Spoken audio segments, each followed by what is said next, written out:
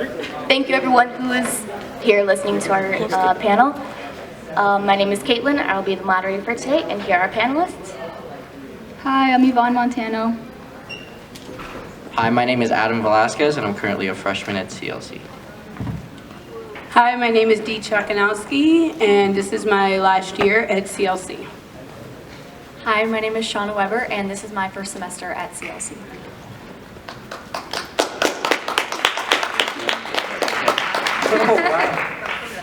Before we start, this is not a debate, this is an open discussion, so we're here to just talk about it and sort of open up other people's perspectives to both sides of the story. For our first question, when do you believe life begins? Okay. So the pro-choice movement stands that life begins at 26 weeks because scientists have stated that at 26 weeks there's neural activity, and that's exactly when a person is deemed to be alive.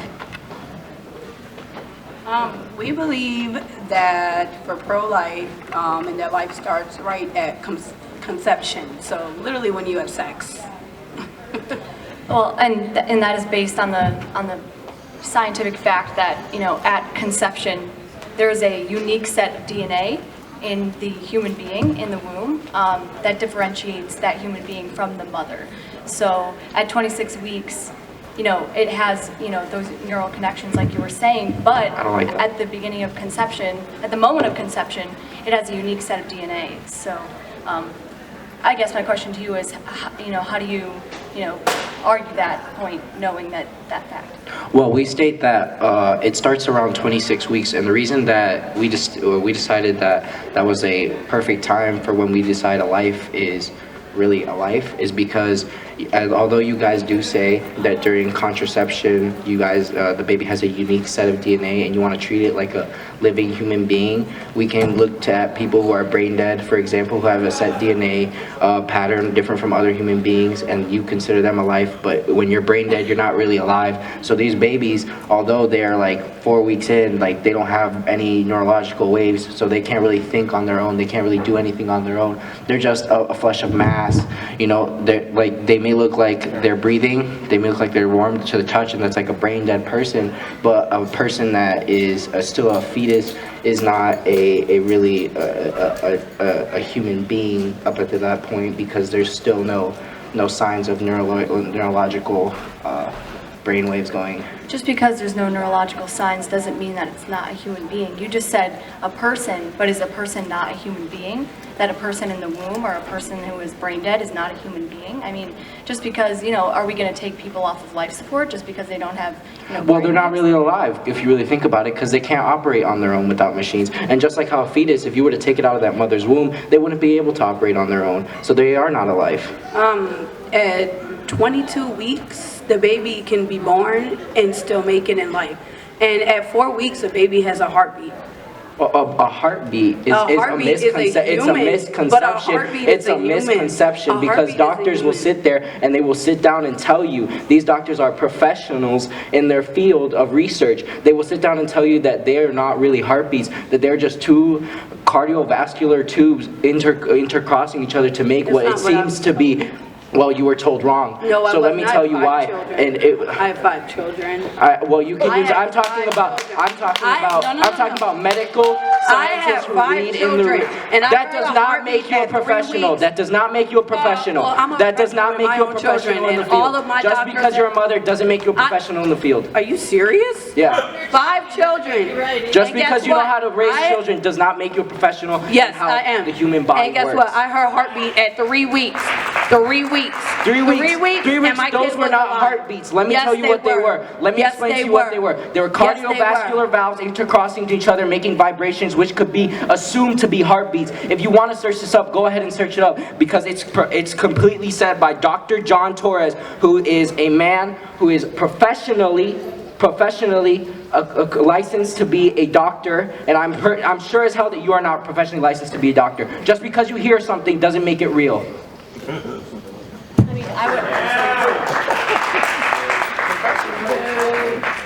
Yeah, they do. Yes, they do. They also went to medical school to learn about that. So. Yeah, but Yes, I agree with that. Yes, I agree. Because my Please don't youngest interrupt the child, audience. yeah, but well, the audience can participate if they want. But my youngest child, the doctor, yeah. But my youngest child, the doctor told me that my child had trisomy 18 and my child was not going to live. And the substitute doctor I had that day told me, oh, well, you need to have an abortion. You need to get rid of this baby.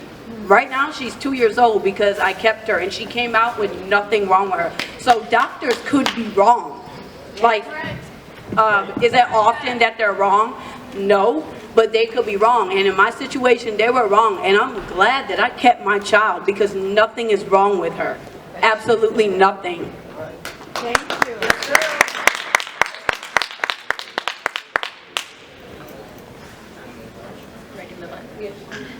All right, is there any point or circumstance which abortion is justified or unjustified? So pro-choice movement believes that absolutely any reason is enough reason, because at the end of the day, the right as human beings, why is it that a dead person has more bodily autonomy than a living woman being? So we believe that any reason is good enough reason, and there are restrictions. So it's not like women are just oblivious in having an abortion on a Tuesday afternoon. There's a lot of consideration and a lot of turmoil that goes on when a woman decides to have an abortion. It's not something taken lightly. I mean, when we talk about abortion, I'm not saying that, I'm just saying the left and the pro-choice movement in general, when they talk about, women having bodily autonomy, we have to understand that a pregnancy is not just because of a woman, that it is, people become pregnant because a sperm and an egg unite. And that, that interaction, is what causes that pregnancy. So it's not just the woman's body that's at stake here, it's also part of the man, because he is now part of this unique set of DNA that is the human being. So when we talk about women having, bodily autonomy, we have to, think about, the fact that it's not just the woman, it's also the man involved here. So, in my view, I'm very pro-life. I see life beginning at conception, as science states, and I believe that there is, no, reason for an abortion to, there's no reason that it should happen. I have a question to ask you. When do you think that an abortion is not appropriate? Like, when do you feel like that it should not be done? Well, well, to be honest with you, I do believe after 26 weeks that it is a baby, because they show signs of that neurological, brainwaves going through that baby. But I also want to state that most abortions are done very early. They're not done very late. They're done very early because, in my opinion, that baby's not alive. And also, as a man, as you say, it takes two people to tango to make a baby. I do say, as a man, I believe that it's a woman's right to choose. I don't really have that say. Like, if you're a woman and you want to feel secure about your body and you're not ready to have a baby, like, you should have the right to choose to take an abortion, to choose to go into an abortion clinic and have an abortion. So, do you believe in that partial birth abortion where the baby is born and they snip the back of the neck? Do you believe in that? See, now you're just using disgust to try to persuade the audience to believe that it's just a disgusting process, when most abortions are done through a pill. They're not just taken out of the woman's vagina and broken into, stabbed in half most of the time. About the partial birth abortion. Do you believe in that? I mean, yes, it's sad, but could you also believe that if that baby is not born into a proper household, it will get like abused or put into the foster care system where it won't be loved? We're just putting this baby out there to not succeed in life. I want to bring these babies into this world that will be able to have the best life possible, that will be able to further our society as a human. But if I believe that they're going to go out and they're not going to be able to, in my opinion, be able to strive to their full potential, I feel like we're robbing them of life that way. And then also, according to the CDC 2013, only 1.2% occur after the 13 weeks. And then NPR stated a little over 1% happen after 21 weeks, which is still within the second trimester. So not a lot of abortions have to cut their fetus's parts. Like, that's not, and if it's in the 3rd trimester abortion, it's usually because the fetus has severe abnormalities or the woman's life is in severe danger. So either the fetus is going to die or it's already dead and the woman's life is in severe danger. Yeah, but I was told that my baby was gonna die at birth, and I still kept my baby. Well, there's a lot of examples of women being told by their doctors that they have severe abnormalities. For one example. I mean, technology is very advanced. Well, let's be honest here. Like, I'm very happy that your baby did survive, because that's another life in this world. I'm not just like discarding that at all. What I'm saying is, like, there's some women though that go in and they're told this and it actually happens to them, and they actually have to go through this procedure because their baby won't make it out. So although your case is very, like, in my opinion, very rare, but very grateful that it did happen and that your baby is still alive today, that's not the case with all women. And you guys and everyone in, like, the pro-life and pro-choice movement have to understand that we don't all get to, you know, just because one thing happens to us doesn't mean it can't happen to another person. But I think a lot of times, like, doctors are wrong and they misdiagnose kids. Oh, well, your kid has trisomy. Oh, your kid has Down syndrome. And a lot of times, like, those tests are false. Like, I have plenty of friends that have had, like, a similar situation happen to me, and it's the same thing. So a lot of doctors, like, they are wrong. Like, a lot of kids don't even have anything wrong. Like, doctors just want to make money. They want to make money off of abortions. Like, that's literally what they want to do. I mean, and Planned Parenthood is the main one, because that's where I was going to go. They want to be able to give. They want to be able to give mothers a place to go to feel ready. You know, if you're not ready to have a baby, you should be able to make that choice. Whoa. That option should be there. If you don't want to have a baby, that's fine. But don't, just because you don't want to have a baby, you shouldn't take that right away from other women. Well, yeah, but then again, killing a baby is murder. So just like killing a human being is murder, like, a baby is a human, so that's murder. Okay, wait, hold it. Going back to doctors only want to make money, back when Roe v. Wade in 1973, when it was legalized abortion, the Catholic Church, a bunch of pro-life movements moved towards Planned Parenthood clinics and bombed them, killing a lot of doctors. So don't tell me that doctors are only doing it for money. Like, doctors were murdered because they chose to allow a woman her personal bodily autonomy. I mean, I think that's wrong that they bomb those hospitals. I'm not saying that that's right. That's wrong. I mean, I'm arguing that murder is wrong across the board. And so when we talk about abortion, we have to get to the main argument. It continually develops. It's the development of the human being. It's not, you know, it's not at this point or at this point or at this point. There are so many doctors that will say this point and this point and this point is the point when it's a human being. But where's the consensus? I know you're saying 26 weeks, but our technology is so advanced today. Babies can survive outside of the womb, probably even earlier than that. Yeah. So I mean, to me that argument doesn't hold water. Little thing which I can't see with that baby is like the fact of the matter is at conception it has a unique set of DNA, and you cannot argue that it's a part of the woman, because it is not. You can't say it's part of her body, it's bodily autonomy, because it clearly is not. The woman's going to carry that fetus for 9 months. She's going to be the one who, her organs are going to be rearranged, her uterus is going to expand, and she's the one who's going to be carrying that fetus. So she's like, It's her right whether she wants to carry that fetus or not. It is her right. Whether and what I disagree with the pro-life movement is that you guys decide that, oh, we are going to decide that every life is a life, and if you don't follow these rules, if every woman doesn't follow these rules, then it's not right. So I don't understand why you guys want to take other people's rights away from them to choose whether they want to have an abortion or not. I feel like you're taking the women's rights away when they're already when women have already suffered enough in the workplace and other places as well. You want to take this away from them. This is their place to choose.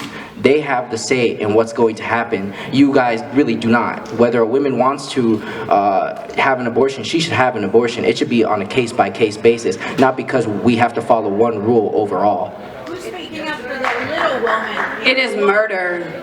It is murder, and everybody who has an abortion shall It is go to not jail murder. It and is a rot in fetus. hell. No, they will not rot in hell. If we are talking about They hell shall and rot in heaven, hell. church and state should be separated like in the Constitution. Let me tell you something here. Murder is not getting an abortion. That is helping a woman and helping that child. Murdering that child. Not murdering that child. Yeah. Republicans like to use a disgustful word such as murder. It is not disgusting. It's disgusting, and I hope Trump passed that law to get rid of abortion. That's what he needs to do. I know he will not pass that law. That's what because he we have needs to strong do. women in this country That's that will what he fight needs to do. for their choice, that will fight against the men in Congress that decide whether they can choose for a woman or not. We will fight and we will fight until they get that choice. I want to ask, I mean, personally, abortion is not a right. Can you explain how that's a right to me? I'm just asking you to explain your position. Yeah, so it's basically reproductive health. Reproductive health implies that people are able to have satisfying and safe sex life, that they have the capability to reproduce and the freedom to decide if, when, and how to do so. So it is their choice. It is a right. It is under the Constitution that you have the right to freedom and the freedom of choice. It's also in the Constitution that we protect life, liberty, and the pursuit of happiness. Roe v. Wade stated in 1973 that fetuses are not alive yet. They're not life. I don't. Yeah, I don't want kids. Yeah, because I choose not to. Good. That's a very good idea. So let me ask, so let's say you're in a relationship, you're having sex, and you accidentally get pregnant. A woman's like, oops, I made a mistake. I should have never gotten pregnant. You still think she should have an abortion? Because you shouldn't even have an abortion if you're fucking around, right? Okay, the panel needs to be Sex is reminded not just this for has to reproduction, stay- it's also for pleasure. People are going to have sex. Abstinence-based education has never worked. There has been so much research showing that it does not work. So people are going to have sex. Abstinence is not an option. I know people are gonna have sex, but Yeah. I mean, but if you're having sex, though, like in your mind, though, like you know the consequences, like, hey, I could get pregnant, and yeah, so it shouldn't be right if you accidentally get pregnant because you're having sex. Oh, well, let me go have an abortion, and that's because I made a mistake. No, like you know what you're doing when you're having sex, and if you're not using protection, and if you're not on birth control, and if you're not doing the pull-out method, then no. It should still be a choice for the woman to go get an abortion if she would like to.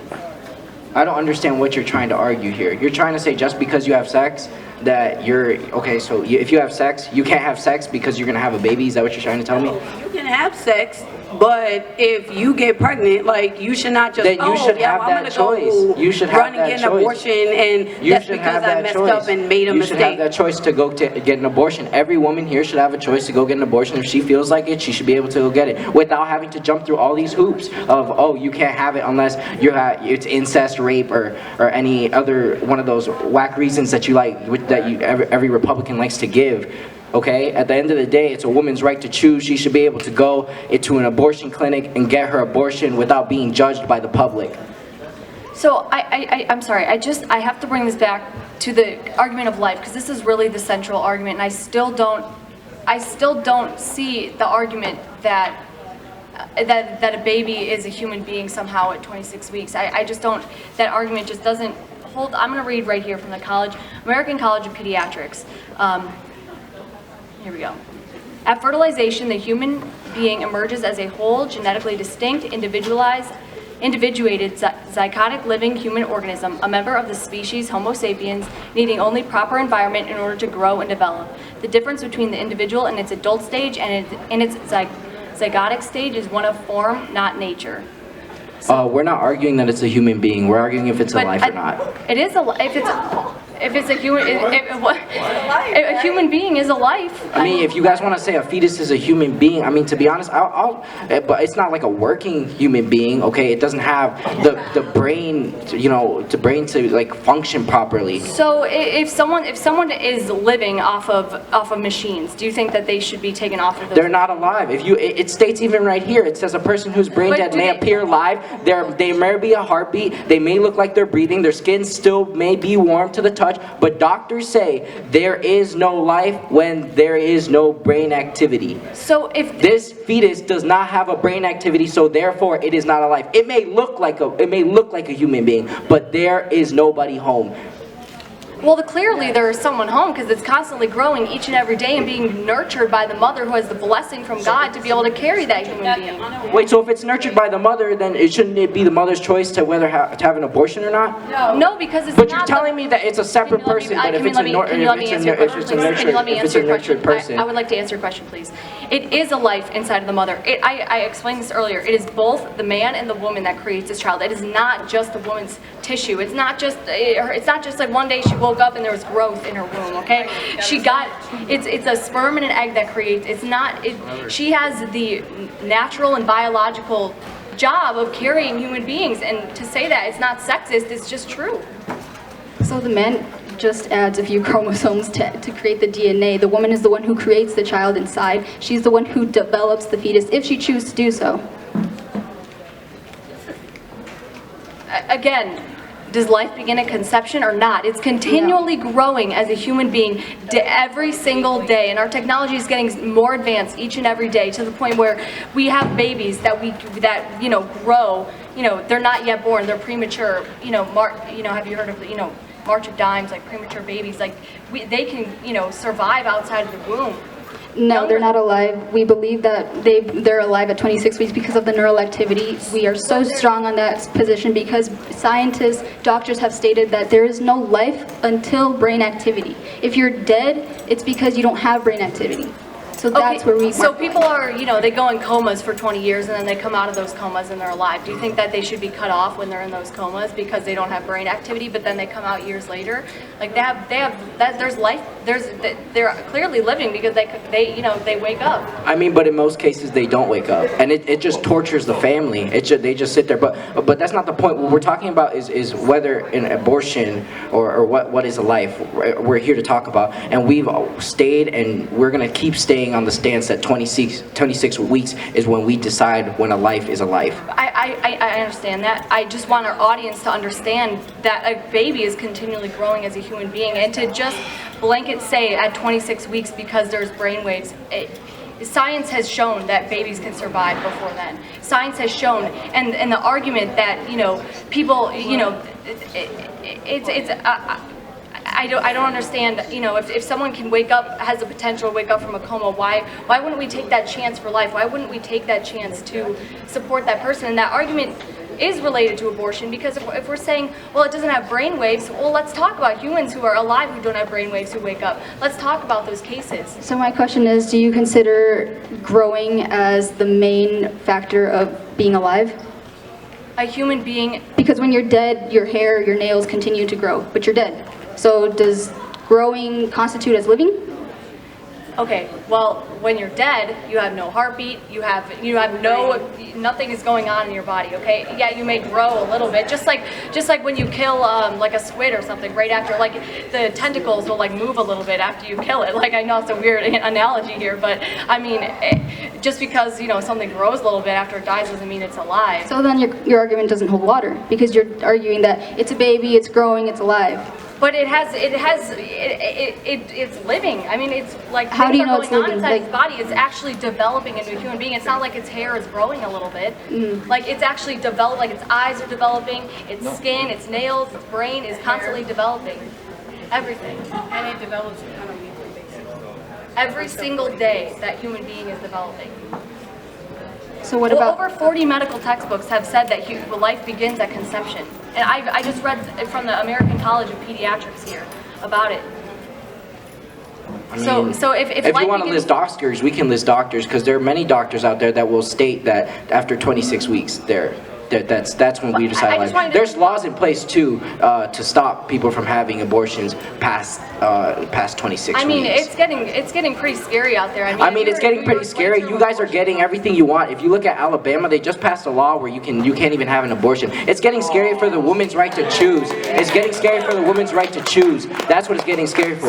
So if you believe in the scientifically based argument that life begins at conception, an abortion is not moral because you are ending that life. I'm not going to use the word murder here, but you are actually ending that life.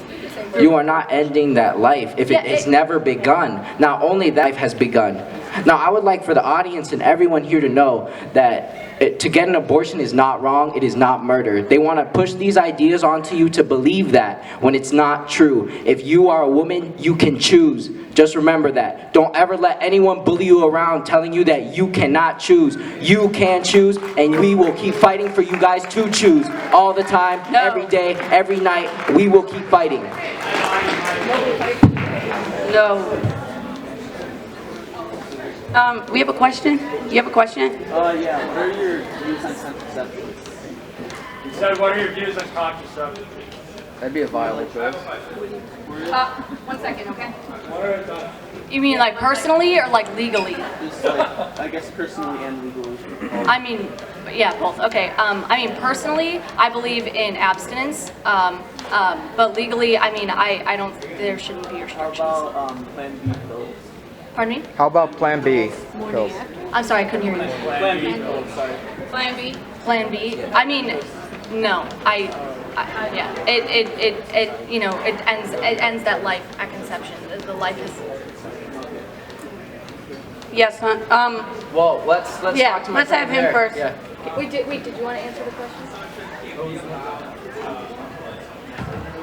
Can you talk a little louder? Sorry, we can't hear you. Hand on the mic. Be allowed to unplug someone that's in a coma just because Sorry. they're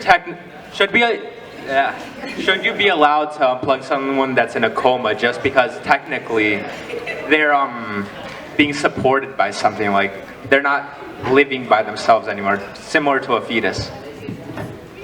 So the doctors give the family the option of unplugging that family member. It is an option, but it doesn't mean that a lot of people take it. It's definitely between the family and the doctors, and it's very case-based. He asked you if it was morally right, if you personally. What do you personally think about it? Personally, I believe that it's dependent on the family, whatever they want to choose. Andreas? Trash answer. Hi. Oh, well, it's loud. Personally, I don't want to demonize anybody here. I know that the pro-choice movement has its own belief in what's morally right, and that the pro-life movement agrees or disagrees with it. But my question to you is, I'm glad there is a consensus by both of you that you think that life begins at 26 weeks. But my question is, because viability is such a moving target within technology, we have artificial wombs and other things being created that could actually house a life, well before 26 weeks. And there have been babies born who were at 17 weeks. So do you, 16 and 17, but I'm talking about personally the LA Times, the one who was born at 17. When you think it's born at 17 weeks, does that kind of trump the 26 weeks consensus that you have? I mean, when we look at it, we look at it as a whole. Although there are some rare and extreme cases that happens and the baby does survive, we are I'm very grateful for that. I'm very grateful when the baby does survive that. But I'm saying, there are many cases where some of these kids are born and then they just don't make it. So we can talk about one case, or we can talk about the whole issue.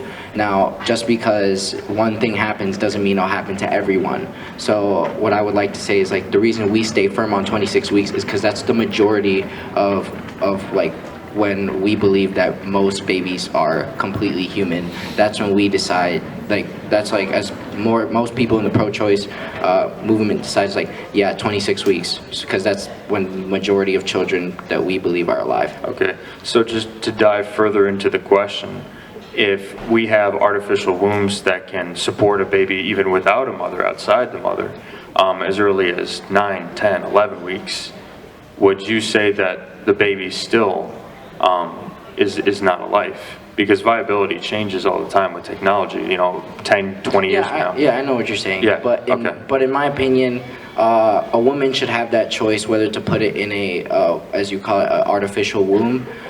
She should have that choice whether she wants to put that baby in there or whether she just wants to get an abortion. She should just have that choice. You shouldn't force somebody to make a choice or put them in a place where it's like, oh, you have to put it in. done talking about what are we going to do about it now. Yeah, so here's the pro-life views on this, and I don't want to speak, for Dee, but I'm sure that she would agree with me. There is value in life, value that cannot, it's priceless. And just because, we have programs, we have the foster care system, and, life is something. Pardon me? It's a little flawed, don't you think, the system? There's a lot of kids in there. We should probably focus on them too. I agree. I think that we should, support these organizations more that help take care of the baby, post-birth. But I think our focus needs to be, right now, when we're talking about abortion, that the life does begin at conception, and that the life has an inherent value, and you shouldn't just end the life because it's inconvenient to you, or it doesn't, it might not fit into the plan that you have for your life. I say, there is value to that life, and we need to support that life, post-birth. And if we don't agree that life has value, I'm not sure what that was. If we don't agree that life has value, there's a lot of, that becomes really dangerous, because then we start. I'm not disagreeing that life has that. I don't know what that is.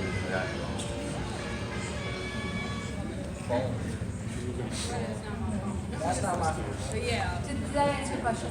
I guess it is. Also, earlier you said,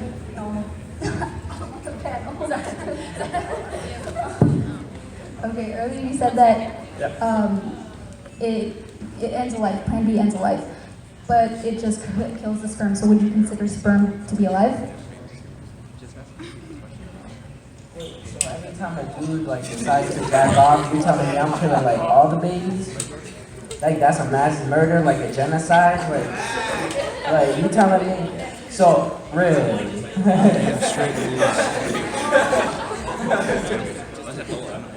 So I do think that sperm is a life, because when you... So when a man ejaculates, even if there's no women, he's killing a bunch of... No, so it's a real question. It's a real question. I've heard that question. Yes. Yeah, so we are, yes, we're killing babies when we masturbate. Well, it takes a sperm and an egg, okay? So you can't just, I'm just gonna all over the place. No. So it takes a woman. So, personally though, I've never taken a Plan B, never will, because I feel like that is abortion, but like I say, the Plan B is more to kill the sperm to prevent a baby. All right, well, you heard it here. They don't want people masturbating anymore. Y'all get a woman, okay? Next question. Hello. Hey guys, I know all of you. Thanks for doing this. It's very cool. Hi, Dee Dee. My question's directed towards you. Dee Dee. So first, I'd like to go back to when you guys asked how is abortion a right. So if you look back at Roe v. Wade, it's actually backed up through the 14th Amendment to the right of liberty and the woman's privacy to her own body. So you brought up liberty, life, and pursuit of happiness. So it's her liberty to make that choice. Now, secondly, I'd like to ask you a question. You said you almost had an abortion, correct? Yeah. At the end, you didn't. So aren't you happy that you had the choice to pick between having one or not having your kid? And now the last point. You were. Want me to answer it? Let me just make one more point. A lot of people use abortion as their last resort because they're not financially stable or whatever. You're saying there's a lot of options such as abortion or foster care children, but actually if you look at the foster care, the incarceration probability is 2 times higher if you're in the foster system. So what type of life are you giving that child if you do decide to give it? And I know you're going to say you're giving it a chance, but what chance do they really have in a broken system that we have and a system that we're not fixing? To be honest, the system is very, very corrupt. The system really is. But I'd rather give that child a chance. In the corrupt system? Than to kill that child, and that child has no chance. The doctors, I'm actually upset that they told me, oh, you have to abort this kid. You have 3 weeks, you have to abort this baby. I'm very upset that they told me that because I was expecting them to tell me, hey, so You know, like, I wanted them to tell me, everything's gonna be okay. We're just gonna do further testing, and you need to keep the baby. That is what I wanted the doctor to tell me. But the doctor told me, go have an abortion. Hurry up and go have an abortion. So And you I felt had 3 forced. weeks. You felt forced that day. Yes. So how do I was you feel? forced. How do you feel about when women are going to go get an abortion and they're forced to watch an ultrasound of that baby before they're able to go have that abortion? I know. How do you feel about that? They're forced to like be pushed like to the point to where they. I mean, like some women are already like kind of guilty, you know, but you know they thought about it. They're gonna go do it, and then they're forced to have a viewing of an ultrasound, and then the government's like in places like North Carolina, they're like, oh, if you don't want to hear it, you have to like close your eyes and close your ears. Like we're a bunch of kids. Like if I don't want to see a ultrasound of the person that's inside of me, well, like no, obviously not me. The person that's inside of you? The person that's inside of you? Well, okay, I'm not saying it's a life though. I'm not saying that it's a life though. You just said it was a I'm not, just because you're pregnant doesn't mean it's a life. I'm saying it's a fetus. If you can look at the fetus through an ultrasound, you're forced to do that in some states, which is wrong because Why now is it wrong? you're You're guilt seeing tripping their these child. women. You're guilt tripping these women into believing that they are wrong. You're guilt tripping these women into believing that they don't have a choice. It's not right what you're doing. And you even said you felt forced that you had, when he said you have to get an abortion, you felt that that was wrong. You felt that that was wrong and that he was trying to make you get an abortion. No. So how do you think women feel when they're pushed and pushed and pushed to not get an abortion? They should have that. They should be able to go do this and have privacy to do it and be able to go into abortion clinics and feel safe, not feel pressured by the people on the outside, especially from the pro-life movement, that they can't do what they need to do to feel like there are strong, independent women out there. Every child deserves a chance. Now, what if your mother would have aborted you? How would you would have felt? He wouldn't have known. Well, I would because you know, I love my mom and I know she would have done it for the better of myself. The panel needs to be reminded this is not a debate, this is a discussion. Please keep it civil. Oh, I'm sorry. Can Just I respond to his point? just to finish off, Dee, thank you for your answer. I think it's very simple. I think at the end of the day, you had the choice. You chose to keep your child, and that's on you. That's your decision. But I think the matter of the issue is that you had the choice.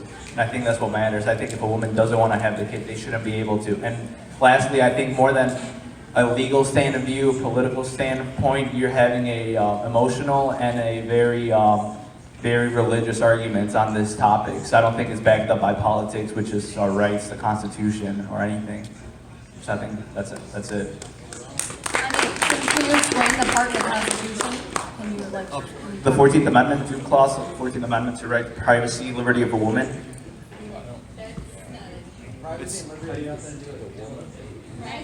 That's a religious argument once again. You think it's murder? I don't think it's murder. That's different of opinions. So that's your opinion and my Church and opinion. state should be separate. Church and state should be separate. I hope everyone knows that. Okay, so I kind of did, my guy. I just want to go back and mention the point. So we're talking about how Dee Dee did, you know, basically, you know, Dee Dee was saying that the doctor didn't really like show her, you know, give her more support with her child. They kind of just like said, you know, an abortion is the solution to your problem. And I think the argument that Dee Dee's trying to make is that there should be more information for the mother to be able to make it to see her. Can you keep it down? Yes, actually, he should have an opinion. He should. Like, a man should have an opinion. 'Cause if he sits there and he's laying with the girl and he's putting his sperm in her, he should have an opinion. Not more than hers. He should have an opinion. That's true. What if I don't want to have it? Like, She wants to have like, my ex-husband said, you better not have an abortion. Like, you better not have an abortion. So, my ex-husband, he had his opinion, and I went with his opinion because I'm like, you know what? I agree. I don't believe in abortion. So a man has an opinion because that is his child at the end of the day. I got this. Oh. So first I want to say something. I know that there are bad foster homes, but there's also a lot of good people that adopt. I have a good friend named Chris.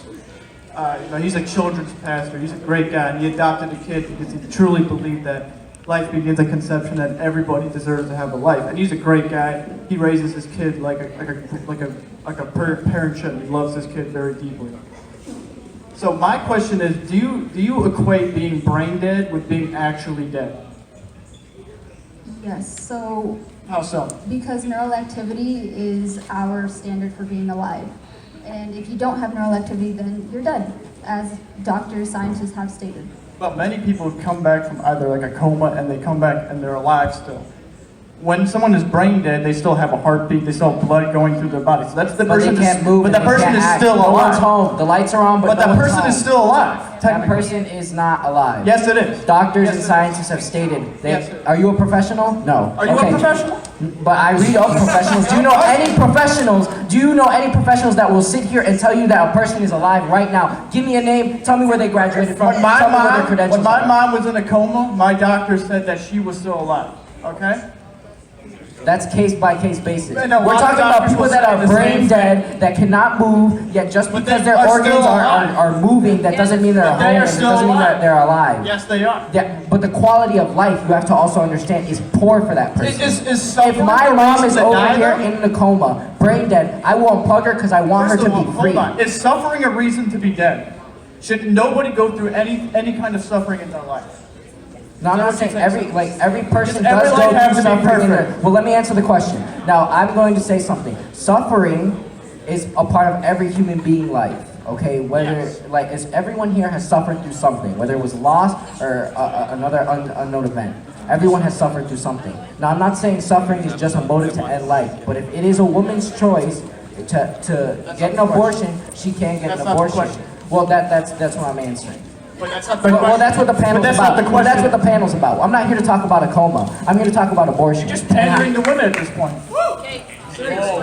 I'm pandering to women. I'm pandering for people's right to choose. Because we've lost our way in America, and it is their right I'm to saying choose. that the unborn have the right to live, and everybody has the right to have a life. Okay? And nobody should have the right to kill a baby. It's not killing a baby if they're not alive. It's murder. It's not murder. It's murder. The right side likes to say it's murder and Yes, it to is. discuss people to persuade women to believe that they do not have a right to choose when it is not true. Why would they do that? It's because you just want to discuss people. You just want to be able to show people that, oh, it's based on religion, man. It's really based on religion. You guys want to say it's murder, it's killing. Look what you're doing, you're snapping their neck. It's not true. When most cases are not true, they are just taken by, they just take a pill and then it's pretty much. Have you ever, hold on. Stop. I'm not coming to your movie. I believe in people's right to choose. The movie, I'm playing. Hey guys, come on, let's take it down a notch. Shh, we're all adults here. Yes, we are. We're passionate. Some of us I are. only have like 2 minutes because I have to go to class, but I just wanted something that really bothered me that you said was about the brain dead thing. You said that they're not alive when they're brain dead, correct? Well, my grandma was brain dead in the hospital, and I would just like to say that when she was announced brain dead, all of her grandchildren went into the hospital and we were all speaking to her, and she was actually crying while brain dead. So if she was dead, how would she be able to react to that? That's my question. Just like how when a frog is dead, you can touch some part of his brain and move his leg. It doesn't mean that the frog is alive. And the chicken can have its head cut off and it can still run. So you're telling me that just because there was a tear or What two... you're saying is actually disgusting. Okay, then disgusting. say it's disgusting, fine. But I'm going to tell you, most scientists believe that people who are brain You were dead are being dead. mean to whoever was up here and saying name scientist, name scientist. Do you have some? Yes, I do. I have a scientist named Dr. John Torres, who is a leading, he leads in sexual reproduction, and not only that, he's graduated from the University of South California. So I want you to know that, yes, I do have facts, and I do have people I can cite. So I want you to know that. Let everyone Just else because research you for a said- couple months before this, and then All right, then, I'll still prove you wrong. You won't, because I have an actual example. I will go to a doctor, and I will bring a doctor. I here did go myself to a prove doctor. to you that My you are mother dead. is a doctor. And my mother is a Absolutely, nurse. thank you. And my mother is a Thank you. nurse. So if we want to talk about And our mine's a families. doctor, so thank you. Okay. Yeah, you know what?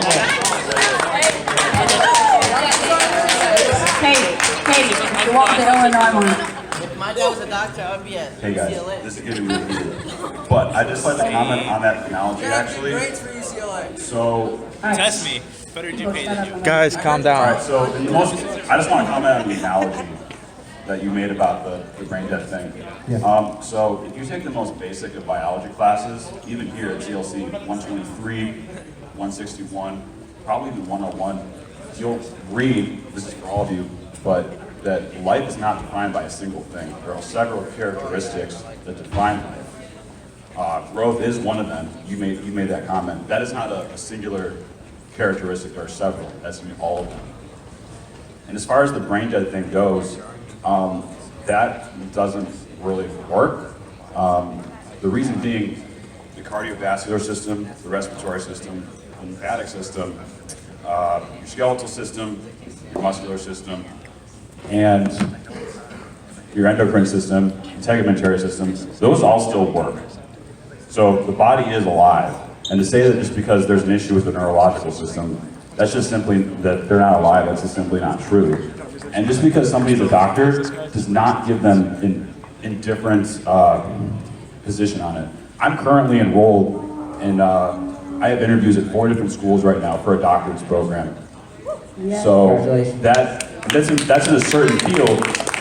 That does not make me an expert on things outside of that. I've seen. I'm talking about doctors in the field. Well, let me finish. I've seen rheumatologists, and I know more about the muscular system than they do.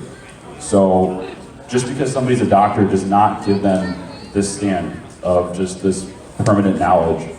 And ultimately, just because somebody doesn't have brain activity, that's not going to define if somebody's alive wholly. Their heart is still beating. This is just for the analogy. First, I'd like to congratulate you, but second of all, I'd like to say, I mean, is it really a life if there's, like... Are they breathing?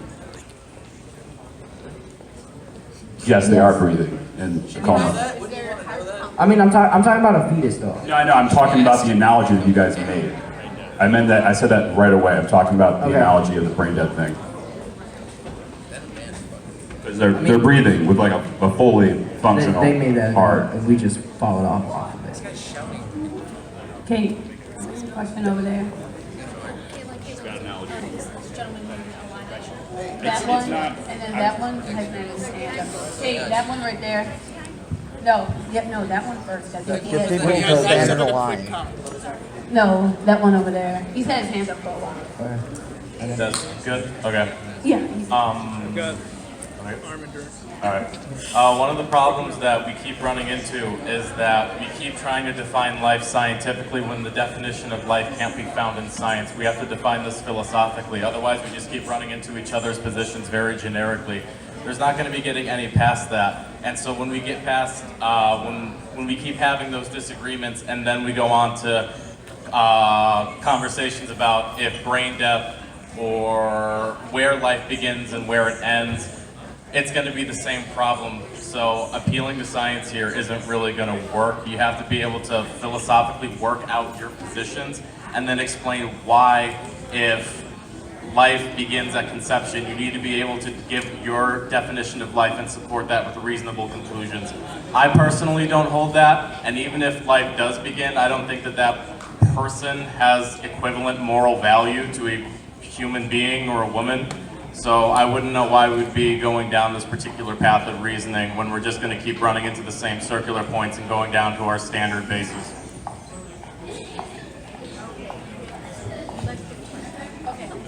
That's...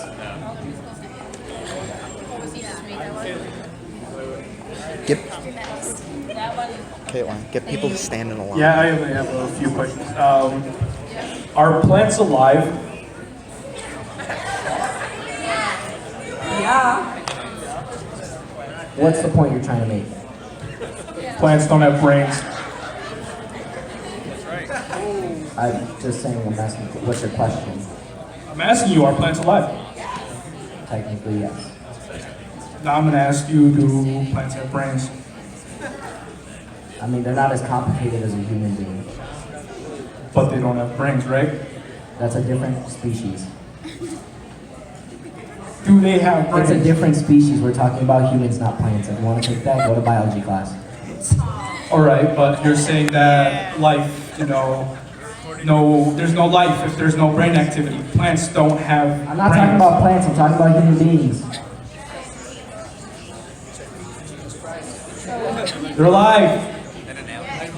We're talking about human beings who are not plants. They don't have brains, they're still alive. They both have cells. You're conflating two very different topics here. Plants have Very different topics. Plants and human beings are Yeah, technically. Seeds. Wait, who just said plants are not like humans? All right. I mean, plants are like humans. Who said that? Whatever helps you sleep at night. I sleep very fine at night. I'd be very, very. Hey guys, very can we cautious start having with you you. line up? Keep this a little more in order.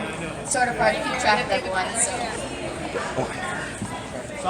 A quick comment to make. This Dr. John Torres that you keep citing is actually not a reproductive doctor. He's an emergency medicine doctor. And he didn't go to USC. He actually went to University of New Mexico. I mean, there's a bunch of Dr. John Torres. You probably just picked the one that was probably not the one I picked. This is the one that comes up the most. Yeah, well, you know what? That's not the one I picked. You should search him up. Search him up. Search him up. Search him up. I just did. I have about. Well, I mean, I bet you probably just picked the one that that would go against my citations. Wouldn't you? You probably would. What? You probably did go against. You probably just picked the doctor that was against my citation. You're just trying to. You're just trying to degrade my argument, which is not true. Which is fake. This is Which the is doctor. fake. It's fake. Hey guys, I'd like to just say if we do make a line, let's not go super close. Let's just keep it behind this chair, okay? Thank you. All right. Yeah. I don't want any of the panelists who've taken the time to be badgered that way. But not saying his question's wrong. Let's just give him some space. So my question to you is that you said that before, what was it? Did you say 26 or 28 weeks? We said 26. You said 26. Okay. So would you be willing to condemn every single abortion after 26 weeks if you really believe that after 26 weeks it is a life? It is an innocent human life. If that's your position. No, because the reasons why there's late-term abortions is because severe abnormalities or the woman's life is in danger, as I stated. For an example, Tammy Watts went in for a routine 7-month ultrasound where the doctors were telling her that everything was fine, but then they told her that her daughter had no eyes and all her vital organs were failing and her child would not live. Another example is Dana Weinstein, which she was 31 weeks with her second pregnancy, and the doctors told her that a critical piece of her brain had not developed properly, so that their baby would have seizures 70% of the time. And that's the best case scenario. And if she was to deliver the child, she would most likely seize to death. So. So every example that you're giving, can you state that last one again? Yes, Dana Weinstein, 31 weeks in her second pregnancy, preparing to have a second daughter. The baby's going to have 70% of seizures most of the time. Best case scenario, if she was delivered, they would have to need a resuscitation order in place because she would most likely seize to death. Right. So in order do you know how long it takes for a late-term abortion to dilate the cervix of a woman? Okay, so it takes about 48 to 72 hours, so it takes about 2 to 3 days. So if a doctor were to get a woman who was like in critical condition, he wouldn't want to prevent from operating on her or from helping her for 2 to 3 days in a severe situation. I like all the examples you list are good examples for the pro-choice argument that if there's something wrong with the kid that they believe they should abort, but none of your cases seem to take into account that the woman would have died if the baby was not aborted, because most doctors will say that most doctors will say that they'll induce labor rather than commit abortion. But anyway, to go back to my question, so you said you wouldn't condemn every single, but if your position is that it's an innocent life after 26 weeks, and that it is a human being, it is a baby, as you guys said, why wouldn't you condemn it? Because it's a case-by-case scenario. You don't know the woman's situation. It is very different for every woman. And just because one woman has a situation where she can't have the baby and the baby's healthy, is fine, and there's no reason for her not to have the child, doesn't mean that's the case for every single woman. But the large majority you wouldn't condemn? Like, it seems like you're using the exception to get rid of the rule. Would you condemn the large majority that's not, as you state, like, would you condemn the large majority of abortions after 26 weeks? No. Okay. So but you do think it's a life? Yes. At 26 weeks, we believe that neural activity is cause for being alive scientifically. But again, it's between the woman and her doctor to determine whether or not abortion is the right choice for her. Nobody's pressuring a woman to have an abortion. I mean, at least I would hope for in most cases, that's not the case. So you're saying it doesn't matter? I'm saying that I don't condemn abortions at the 3rd trimester. Right, because it doesn't matter if it's a life because it's between the woman and her choice, right? That's your position. I don't want to misrepresent you. Yeah. Okay, thank you. Okay, hey guys. So I want to look at it in more of a philosophical way. In other words, there's actually value in the life, even at early stages of the womb, because the DNA is there. We already, even while like 1 week, even way in the womb, it is already determined.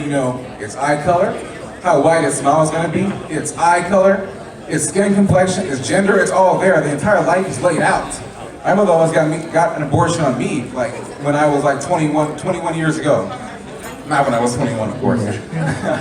No, she didn't. So that was me. Everything about me was already determined. My entire life was laid out in DNA in the womb. If she would have aborted me, I wouldn't be standing here. And you may say, well, I wasn't a baby. Well, if she would have aborted me when I was in the womb, I wouldn't be standing here. If she killed me when I was a baby, I wouldn't be standing here. So either way, my life was gone. You get the point. So, What's the question? So do you believe in the argument of philosophical value, that there can be value into it regardless of even if it hasn't developed? It's going to develop. So you're asking basically like what determines life? Kind of, but not exactly. No, I'm talking about value, actual value, actual worth in it. Is there actual worth? And if there's worth, that's a life there. Even if it hasn't developed yet, it's still there. It's going to develop. It's going. Just don't kill it. So religiously and ethically, they're speaking, yes, there is value, but scientifically, we don't believe that it's alive, so there shouldn't be any value. It's the woman's choice. We believe that there's value in the woman's choice. Well, I don't believe that. I'm talking about philosophy. So telling me that doesn't really prove anything to me. I'm talking about the actual philosophical value, logical value. I'm using logical reasoning here, that our lives are there.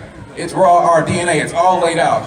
We are going to come out the womb, okay? So if you don't abort it, you're going to have a child come out the womb. It's going to come. It's growing. The life is there. The DNA is there. That's what I'm saying. That's the philosophical point I'm saying of value. Okay, Roe v. Wade has already stated that a fetus is not considered alive. Yeah, but you're using politics and laws. I mean, Hitler, he had laws to kill people. That didn't mean it was moral. The law doesn't make that. We're using politics and laws because that's what we follow here. But it's not always consistent because the laws are not always moral. Here in the United States of America, we follow the system and the laws. Law doesn't determine morality. Slavery was once legal in the United States. Don't compare Hitler with women's reproductive rights. Thank you. Well, I'm using it as an example, saying that law does not determine value. The law can be wrong. Okay, the law, they had me in slavery. Years ago, the law said, doesn't mean it was true. Just because, it's the law. The law can be wrong. You're conflating two very different topics, slavery and women's reproductive rights, hugely But different. you're not conflating excuse two me, topics. I think you're missing my point. The point I'm trying to make is that, I'm making it saying that The saying point that the is law... that those two things are very different, Can I finish? Can I finish? Yes. Can I finish? The point I'm trying to make is that when it comes to, you can't say that, oh, because the law says so, therefore it's moral. Otherwise, Hitler can say, well, I made the law, therefore it's moral. Do not put Hitler and women's rights. You're not understanding my argument. You're not grasping it. I'm not trying to say that. Even though I think it's genocide. I can be honest. It's his life. You're killing. I think it's the total.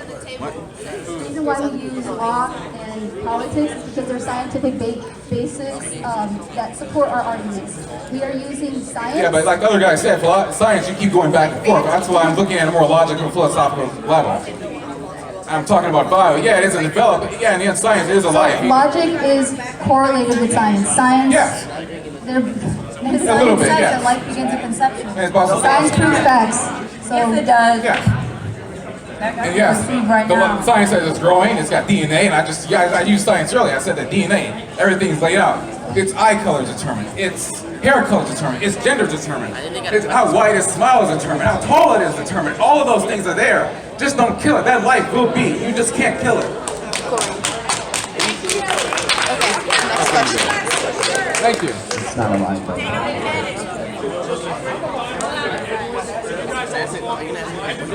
Yes. Can I just respond to the last argument? Thank you. His argument, your argument is that we're using the law, to help justify abortion. But with respect, to Coriel, his argument was that, if you're saying that the law doesn't determine morality, that was his argument. I mean, we're using the law because the law is based on science. But the law isn't based on science. I can give you scientific data right now that says that life begins at conception. And we've talked about this, that babies are born before the 26-week mark and they're still able to survive. People are on life support, and like this young woman came up and gave her her life experience about her grandmother who was on life support and was crying when her family was talking to her. If that's just not just a reaction, she's alive. People wake up after comas. People wake up after being we're here to discuss fact, not emotion. Pardon me? We're here to discuss facts, science, not emotion. Those are facts. Those are real life things. That's a fact. That's not okay. Go ahead. I can make that up too. So I have a question for you guys. Like once it fertilizes, that's a kid, that's alive, right? Exactly. So I didn't come up with this question. I'm just curious to see your guys' answer. I saw this, but if there's a fire and there's a bunch of fertilized eggs, like an actual little kid, which one do you save? So there's a fire. I didn't come up with this. I'm just curious for your answer. So there's a fire and there's a bunch of fertilized eggs, right? And there's an actual little kid. Which one do you save? You save your mom or your dog? But you guys have been giving hypotheticals. If you have your own questions, you can get up and ask if you have any smarter questions. Excuse me. You can get up and ask if you feel like you're so smart. Get up here then. Oh, I don't see you asking questions. I see you talking from your chair. I've already asked the question, buddy, so pay attention. Excuse me, back to the panel. Thank you. This is the thing. It's for the public, so he can ask whatever he wants. Hey, you guys want to go ahead and preach every time somebody says something that's pro your movement? Why can't we have somebody that preaches that's a pro our movement? Hey guys, so this is a two-step question. You guys are for banning abortion, correct? Making it illegal. Yes. All right. And then this is another step to my question. Do you think banning guns would solve our gun problem in America? Yes or no? Do you think banning guns will solve the problem in America? The gun violence, killing of mass shootings. So it's just a simple question, yes or no? All right, since you're conservative, I'm assuming your answer is no. We shouldn't ban guns. If that's going to lead to unsafe abortions, like it did back then, because we already banned abortion for a while. It didn't work. There were unsafe abortions. We banned alcohol. We brought it back, and more people were getting it illegally. So what makes you think that by banning abortions, people are going to stop having abortions? And if anything, it's just going to lead to more deaths of women and the babies, because they're going to end up killing both, the baby and the woman. So what makes you think that's a good idea to ban abortions? Because that's a life inside of a woman. Guns take lives. Do they not? They don't. Wait, why are we talking That's why my question Somebody was. brought up plans, so. There is violence that provides another. Yeah, but that's not what we're talking about. And I figured your answer would be people abuse the Second Amendment and people abuse the 14th Amendment, which is why Roe v. Wade is backed up. That's a So whole what nother makes you decide which amendment we should abide by and which one we should not?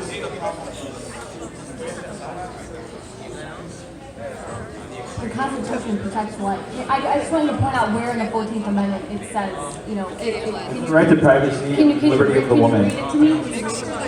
A baby is not privacy. A baby is giving a life. Well, So why should you the privacy is the abort woman's body. So we're not talking about the kid, we're talking about the woman's body, because she's the one that's going to carry him for 9 months. And like I said, you had the choice to decide what you wanted to do And with I your baby. wish. And I'm glad you And I had the wish I choice. didn't That was have your a choice. I honestly wish that doctor would have said, you are not going to have an abortion, you're going to keep that baby. I wish my doctor would have told me that. And I respect your opinion. Yes. And I respect your opinion. But a lot of women are happy that they do have the choice. So you shouldn't have a choice. You can't block yourself and think about yourself alone. You got to think of every other woman. For example, What is this, totalitarianism? Like, what do you mean we shouldn't have a we choice? shouldn't have laws based just on you or based on religious arguments that that's killing a baby or And I'm not even talking about religion. I'm just so it just seems like a very The pro-life emotional movement religious derived from argument. the Catholic It doesn't Church seem like you're and backing it up by any evangelicals. law. It's all religious-based arguments. Can you disprove how it's not legally backed up? That's the question. You can't disprove how it's not legally allowed. 14th Amendment, no state shall make or enforce any law which abridges the privilege or immunities of citizens of the United States, nor shall any state deprive any person of life, liberty, or property without due process of law, nor deny any person without its jurisdiction the equal protection of the laws. And I just want to get this clear, guys. I am pro-life. Personally, I wouldn't have an abortion. I wouldn't want my girlfriend having an abortion, but I do think it's a woman's choice. They get to decide because they're the ones carrying it, so it is what it is. No. I just wanted to make that clear. It doesn't change the biological fact that at conception, it has a unique set of DNA and is constantly growing and developing. It doesn't change that fact. I didn't hear you, sorry. I just have like one question. Like, so you're for abortion like at all costs, right? I'm pro-life, I'm against abortion. Okay, so what would you say to a rape victim? Okay. Would you want them to have that abortion or would you tell them to keep the baby? So here's the thing. Those instances are less than, the one, they're the vast But minority. it still happens though. I know, That's what, I'm gonna like- answer your question. It's the vast minority, okay? So the argument of abortion is that the life has value no matter what. And when we talk about rape, it's a horrible, horrible instance, and we have to criminalize the rapist. It is absolutely wrong. We need to castrate and put those rapists in prison for life. But doctors are going to spend 99 years in prison if they perform abortion. So the doctors are going to spend more time in prison than actual rapists. You do know that, right? I'm not saying I agree with that. Okay, but you're saying that... Anyway, to answer your question, I believe that life, it's not the child's fault in the womb that happened to the woman. Okay, it is the rapist's fault, and he should have severe consequences for that action. Yeah, but he should.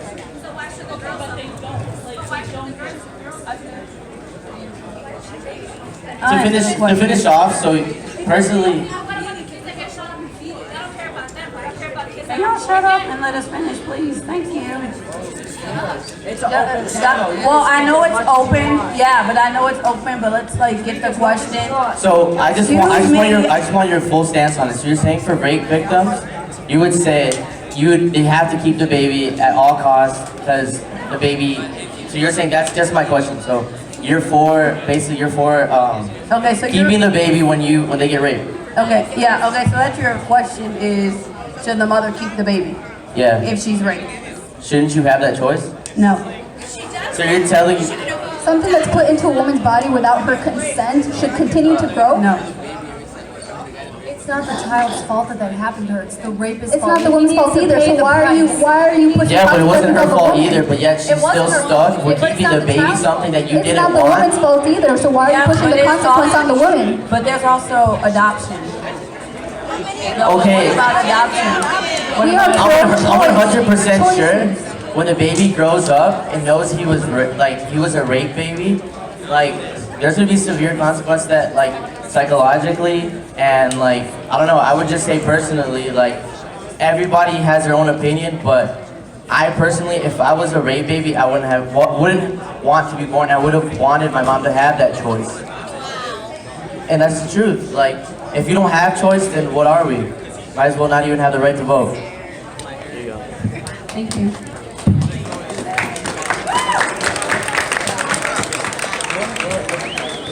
Hello, I want to thank you for sharing your difference of opinion and that we have a panel where everyone can share their opinion and work this out. So I have a comment for you two. A difference between brain dead and coma is a test to see if that person is believed to have the potential to have that capacity regained. So in that regard, a fetus is not equivalent to someone who is brain dead. It is more equivalent to someone who is in a coma who is expected to come out. But you want to treat them like a human being. Why would you not? Well, because they're not. The fetus is not a human being. Okay, you can make that argument, but I'm referring specifically to the analogies you gave. So brain death, also in the cases of brain death or coma, if that person has a will or has made their treatment preferences known, they follow that rather than let others decide their fate. So also in the analogy you provided, that does not relate to the fetus because a fetus has no capacity to make their will known. And generally speaking, death is not in the best interest of any patient. So how can you say that brain activity should be the determining factor of life, or human rights life, when in the analogies you provided does not stand to reason? So we think that it's not the only factor, but it is a huge factor just because scientists and doctors have stated that neurological system it depends on if you're alive or not. So if you're brain dead, you're dead. And that's what we're going by. That's correct, but brain dead does not relate to a fetus because brain dead means your brain is dead, and it is believed that it has no capacity for that to change or to be given back. The lack of neurological system, how's that? The lack of a neurological system. Thank you for sharing your opinion. Quick question. Do you guys actually know how an abortion is done? Or do you just kind of assume it's done? Do you think we didn't do our research? Because we did. Yes, we do know how abortion is performed. How the first trimester one is, second trimester, and the last one. Each one you guys know. They wouldn't be arguing that they make research on it, so I'm pretty sure they'll make research about how abortion goes on. That's pretty much my answer. So yes, we did do our research. Because not a lot of people know exactly what goes on. Yes, I was just asking. Next. I just want to say, first off, I am pro-choice, so I guess my questions will be going towards you guys. And I recently saw a picture that kind of went around on Facebook of a child, homeless, living in the streets, living in filth. Do you want, if the mother can't take care of the child and the child is growing up living not even a life, do you still think having no life, having literally nothing, being homeless is better than just having an abortion? So there are programs out there that will support the mother post-birth of her child. There are programs out there that will help, and I think that we as Americans should, support those programs to the best of our abilities.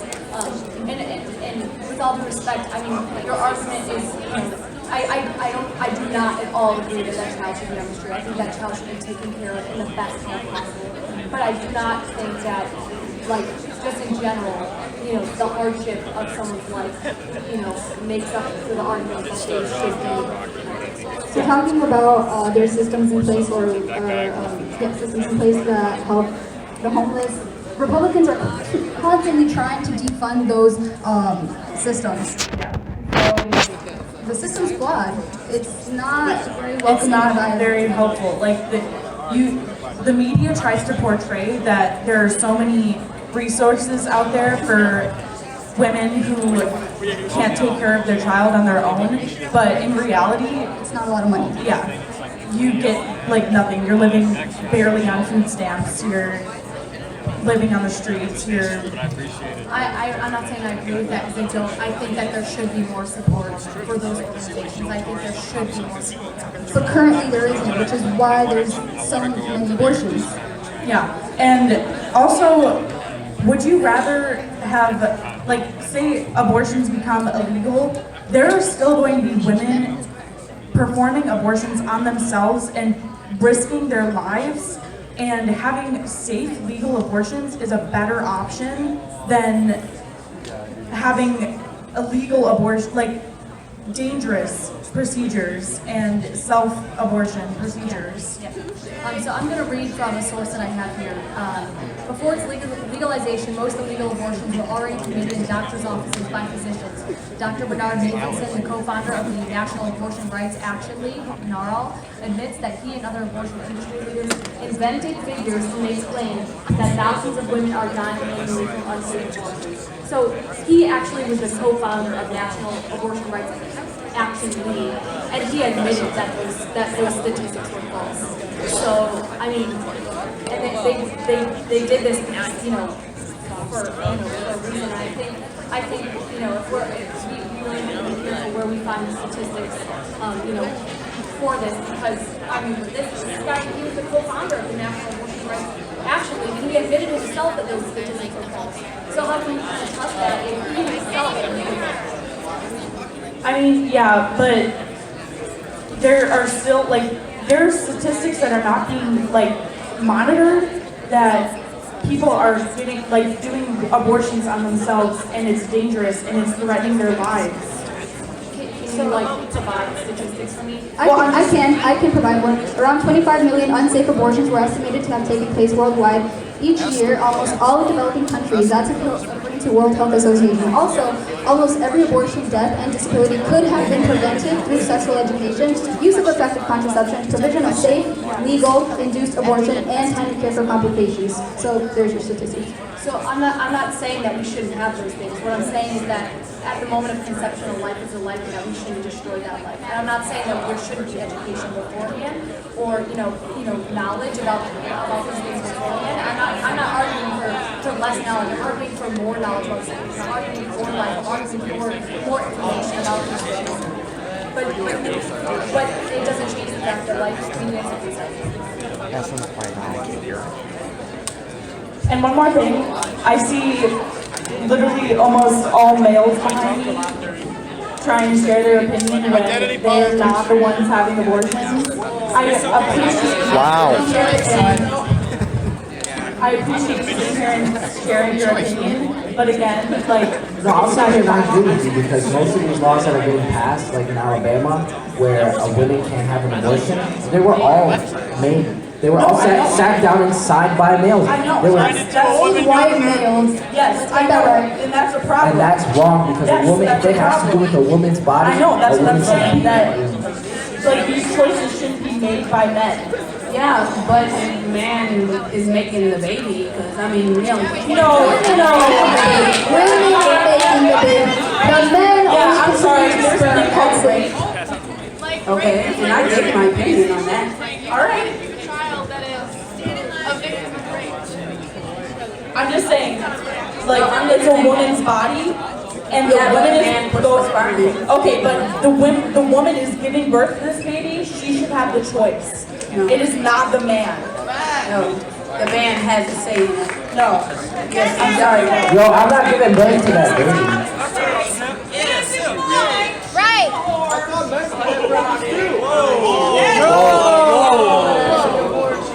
Damn, the number 5 All right. Thank you guys for your opinions. Alright, let's keep everything. Hey, you do? This is a panel, not a debate. This is discussion. Hi, so I guess my question mainly pertains to, again, the program you mentioned earlier, but I guess especially in the case of if a mother knows ahead of time that they just aren't financially ready to have a child, or even if they have some terrible hereditary disease that they just don't necessarily want to pass on to their child, wouldn't that justify abortion if the mother does not want that child to have her disease? Good job, Brady. So if a mother knows ahead of time if they aren't financially stable to have a child, like referring to the programs you guys were talking about, or even if they have a hereditary disease, wouldn't it be feasible and acceptable to allow them to have an abortion if they don't want to let that child have their disease? But, so, earlier I mentioned that I was pregnant with my now 2-year-old, and the doctor diagnosed me at about 20 weeks, saying she had trisomy 18. She's not going to live. You need to abort. So I don't know where the trisomy came from, if it was particularly on my side, but I know in the end, when I had her, she was perfectly fine. Nothing was wrong with her. And I'm glad I had her, and she's here. I want to talk about your argument for a second. So we have to, as a society, argue that life, no matter what conditions, circumstance, or position, is valuable. I would agree with you on that. And so, it, just because, someone, their situation, their economic situation, or the situation of the family may not be ideal, it doesn't negate the fact that the human being in the womb still has a right to life. We all have hardships, some of us way more than others. But the fact of the matter is that life inside of the womb, it has value. And I think it's, in my view, it's dangerous to argue that, just because the circumstance isn't right, that we should end that life. Thank you. Thank you. Thank you for the question. All right, hi. I wasn't here for the first part, so I just want to clarify the pro-life beliefs in this. Where do you believe life begins? At conception? Correct. In that case, most conceptions end because women have their period. It just happens, right? So, and we've already seen. I'm sorry. Can you explain what you just said? That conception. When conception happens, it's not necessarily that the embryo will attach to the uterine wall and the baby will start to. Pregnancy will begin. The body will just naturally flush that embryo out. That already conceived embryo, which you say is alive, is naturally flushed out from the woman's body. And we're seeing this in cases already in Alabama and Georgia with these laws that have just come into effect saying that life begins at conception, that women are being sued for manslaughter because they're flushing these embryos out of their bodies. What do you say to that? I feel the women shouldn't be charged. The women aren't the ones who are performing the abortion. It's the doctors. The women are performing the abortions naturally because their body is having its period naturally and flushing the embryo out from the uterus. Wait, so are you saying that if you're pregnant and you're bleeding, that's an abortion? Is that what you're saying? If a woman has an embryo inside of her, correct? It's conceived, and you say that is a living organism, right? Then, when that embryo doesn't attach to the uterine wall, the woman has her period for whatever reason.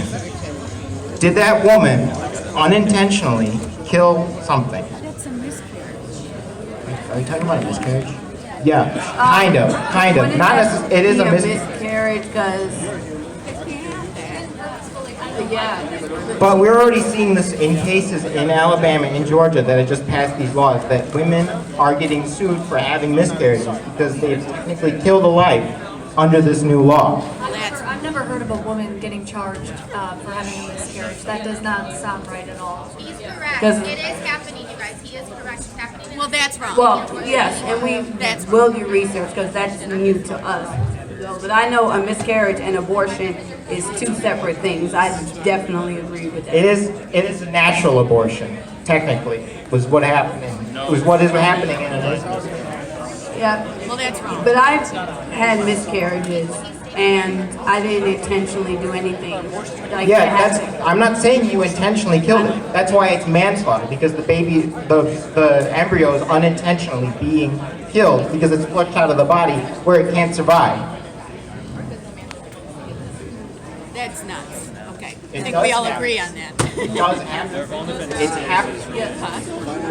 Look it up, please. Look it up. It's happening right now in Alabama and Georgia. Yes, and we will. Thank you. I think everybody agrees it's wrong. Not everybody does it.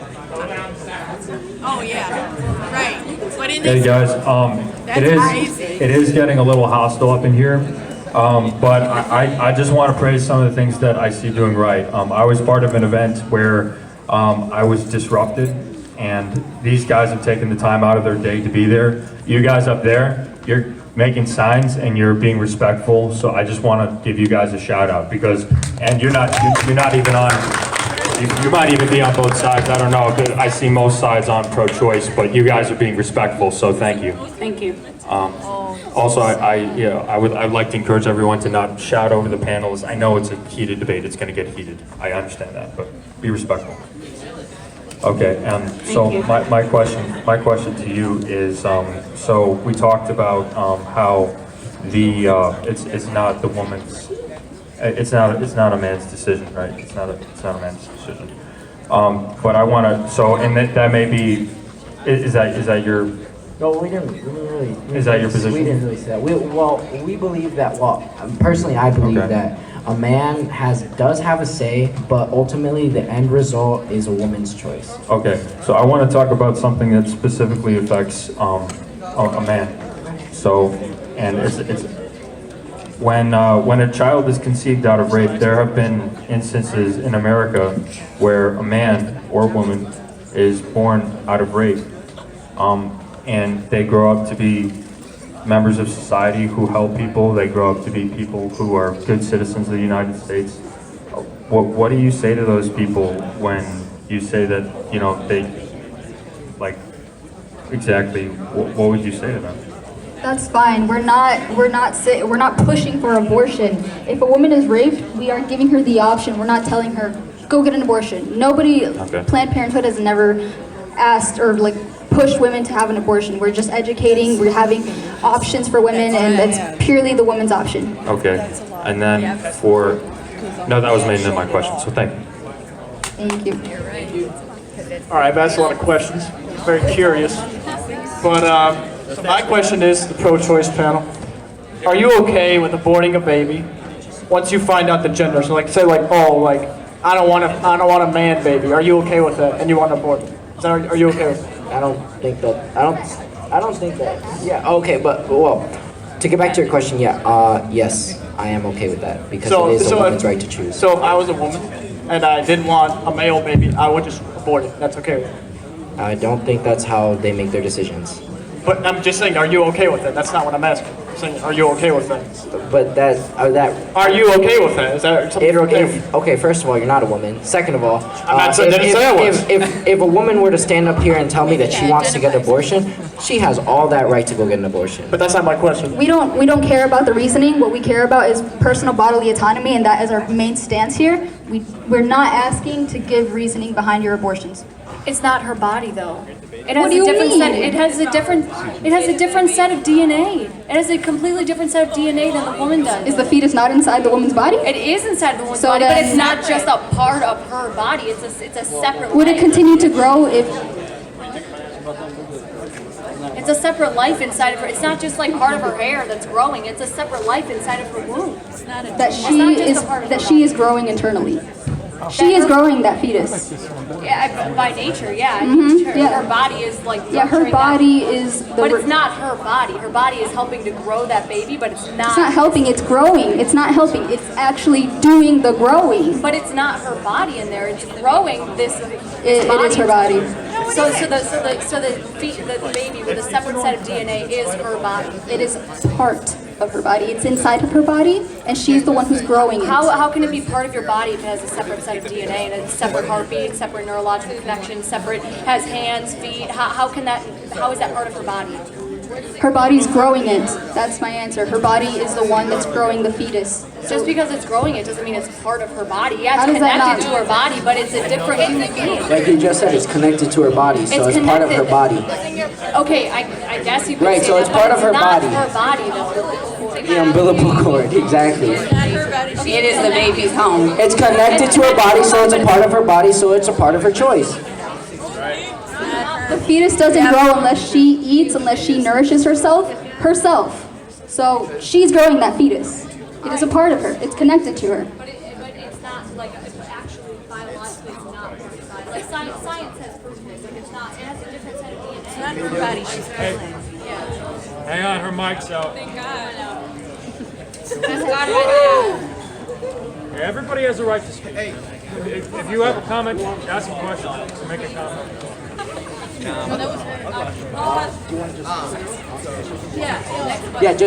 Next question. Is it a question for us or for them? I am pro-life. I'm sorry. I'm pro-choice, Okay. but I guess it goes to both you guys. Okay, go on. Yeah, go ahead.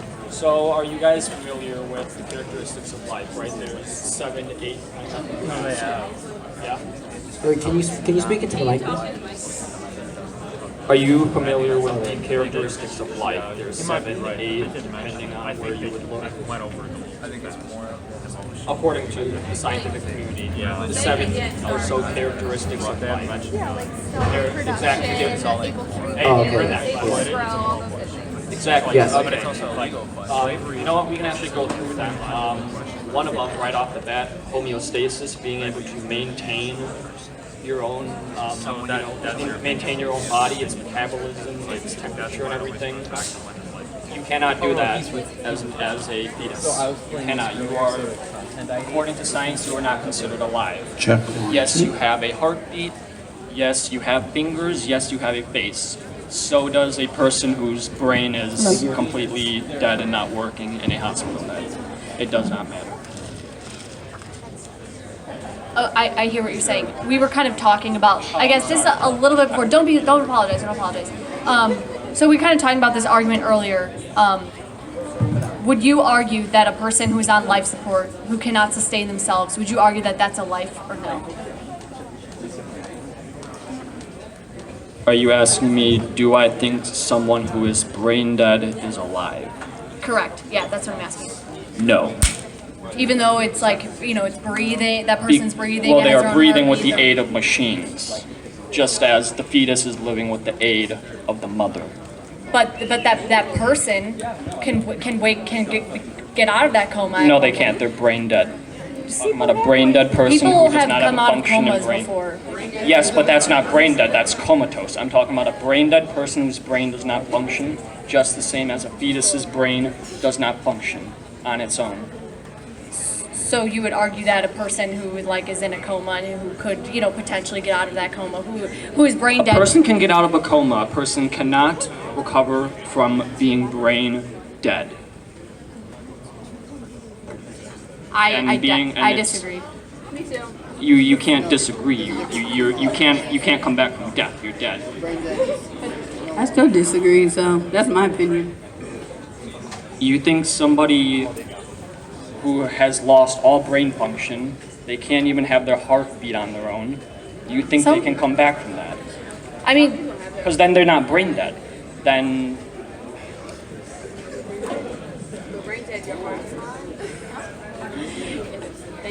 do you understand what I'm saying? Yeah, but even if you're brain dead, though, I know family members that have been brain dead and their heart is still functioning, like their body. With the aid of a machine. Yeah, but they're still alive. With the aid of a machine. You get what I'm saying? So now transfer the logic over to a fetus. The They're fetus still is, alive. according to your standards, the fetus is alive. Also, it is being kept alive by the mother, just as a a brain dead person is being kept alive by a machine. But, so let's say the baby was born, like, let's say at 15 weeks, and the baby survives. The baby is alive. Well, yeah, then if the baby fulfills all of the characteristics of life, if it can maintain its, biological integrity or whatever outside of the womb, then it is alive by all definitions. And there are babies that come out of the womb at 16 weeks that survive. I believe I was actually early and I was alive, yes. Yes, but were you born at 16 weeks? Or I probably don't think 30? that early, not too sure, Okay. but I was alive. My brain was working. Yeah. I see that because I see you're standing here.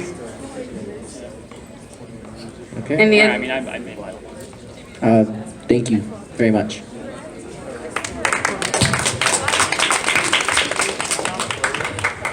Hello again. Hello again. Hello again.